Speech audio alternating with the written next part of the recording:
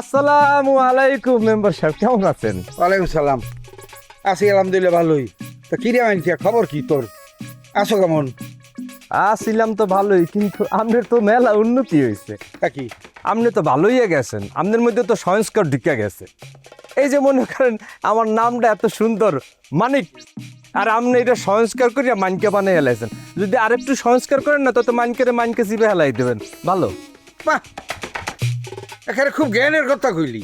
এই বেটা, তুই কাইল গো পড়লা, তোর নাইট দিয়ে চাপ দিলে দুধ পড়ে। হ্যাঁ, তুই আমার সামনে খারাই গিয়া আমার জ্ঞান দিতে আসো। হ্যাঁ, বুঝলাম ইলেকশনের গন্ধ বইয়া মনে ইলেকশন করার লেগে আবার গ্রামে আইছেন না, সিল্লিতে ছুটি লেছেন? না না মানিক, আমি কিন্তু হেরফার এই দেশে আইনি। মুই কিন্তু বহু দেশে গেছি, বহু দেশে ছিলাম, আইছি। খবর পাইছি যে হাবুর বউ জেল দিয়ে বাইরে ছেড়ে জেল খাটাইছে। কেডা? ওই তোমাকে সেকেন্ড চেয়ারম্যান। ওর মাথার মধ্যে এত বুদ্ধি কে খেলায় আমি বুঝি না। ওর মাথার মধ্যে শয়তানের কিলবিল করে। ওর মাথা এতটি উহুনও নাই যতটি শয়তান আছে ওর মাথার মধ্যে। একটা ভালো মাইয়া, একটা শিক্ষিত মাইয়া, বংশীয় ঘরের মাইয়া, এই মাইয়াটা এ গ্রামে আইছে। এটা তো গ্রামের একটা সম্পদ আমি মনে করি। এই মাইয়াটা নিয়ে জেল খাটাইছে, কি বিষয়টা কি? আহা মেম্বার সাহেব, আপনার দরদ দেখে কিন্তু আমারও দরদ লাগতেছে। আপনার দরদ তো একদম ডাইলের মতো উতলাইয়া পড়ছে। এ মেয়া, কুমির দাইছেন কই আনলেন? হ্যাঁ, হিসাব করিয়ে কথা কইয়া। যে মাইয়ের কথা আপনি কইতে আছেন, আর মাইয়ে তো একটা খুনি, মার্ডার কেসের আসামি। চেয়ারম্যান আমার গলা টিপে ধরে মেয়ে আমার রিয়ালাইছে। আপনি চেনেন আস্ত একটা মানুষটা ওই মাইয়াটা আমার রিয়ালাইছে। সুন্দর দেখলি মনে করেন সুন্দর তো জাতি হবো, হ্যাঁ তো হুকর দেয় মেয়া, দেয় না ঠোর যে কিন্তু কইতে খাইয়া আলায়। ওই মাইয়া হচ্ছে বিষে খায়।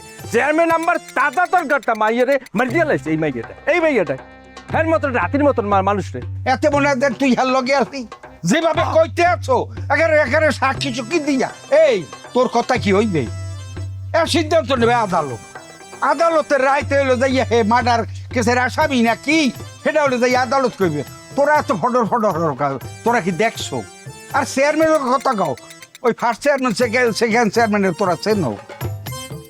মই সুলতান মেম্বার, মই সিন। শুভেচ্ছার স্বাগত আমার জনকেরা, নিপাত যাক তোমার ভাই আমার ভাই, তোমার ভাবি আমার ভাবি, ভাই আমার ভাই। মোর দিয়া এখনো কোনো খারাপ কাম নাই যে করাই নাই। কেমন কাম করাই সামনে? কেমন কাম বোঝো না? সরকারি যত অনুদান আইছে, এই কাবিহার, গম, চাউল, টিন, এই গরিব মানুষের জাকাত ফেতরা যা দেশে সরকার, কিছু বাইতেছে।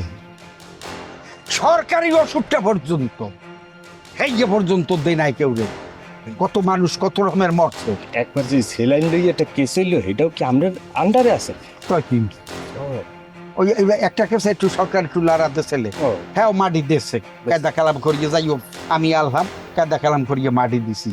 তাই ওই শয়তান কি মোর তোরা ভালো ছেন না? এখন আপনার লাগে আমার ওই গ্রামের পোলা দেখে কথাটা কইলাম না, কইতে না, ঠিক আছে আপনার লাগে আমার ওই হিসাব বাদ। আপনি আমার মুরব্বী তো, এই হিসেবে একটা কথা বল। এই মেম্বারের এই ফাঁক ফুকুর ডাইন বাম কি আর আছে মনে করেন? মানে কেমনে কোন দিকে আটলে দুই পয়সা কামান যায়? ওরে বাবা রে, হ্যাঁ মোরদার জিগে লাভ আছে, মুই তো কামাই নাই, তোর তো কইলাম না। আমার একটু দরকার, আমার একটু বলেন। তোর দরকার তুই কি মেম্বার ইলেকশন করবি নি? না ওইরকম না, আপনাকে দোয়ায় আল্লাহ যদি কবুল করে তাইলে চিন্তা ভাবনা করছি যে আপনি তো আর করবেন না, চেয়ারটা তো ফাঁকা আছে। এই চেয়ারে মনে করেন ইয়াং জেনারেশনের আইকন হিসাবে, সৎ নিষ্ঠাবান হিসাবে এলাকার মানুষজন আমার চায়, আর ওই চিন্তা করছি। আগে থেকে একটু ফাঁক ফুকুরটা জানাতে আমরা সুবিধা হয়ে যাচ্ছে। তার মানে তুই তো শুরুতেই ফাঁক লইয়া তার নির্বাচন করবি। হন এ গ্রামের মানুষ কিন্তু মুই, ভোট লাগলে কিন্তু মোরও একটা দেওয়া লাগবে তোরে। এই উল্টে সিধা কথা কইস না। মানে তোরে কিন্তু আমি কিন্তু চিনি, তোর বাপেরও চিনি। তুই ইদানিং চেয়ারম্যান করে আটকে উঠকে কি চিন্তা করতে আছো? এইসব চিন্তা মাথা দিয়ে জ্বালিয়ে দে বাবা। আল্লাহ যদি কবুল করে দশের ভালোবাসে, আপনি মুরব্বী মানুষ আছেন, একটু গাইড দিয়ে দিলেন, আপনি থাকলেন উপদেষ্টা হিসেবে, ডাইন বামটা কইয়ে দিলেন, আমি অল্প দিনই ওটা হাসিল করে হালাম। আপনারও দিমো আনে দিছে।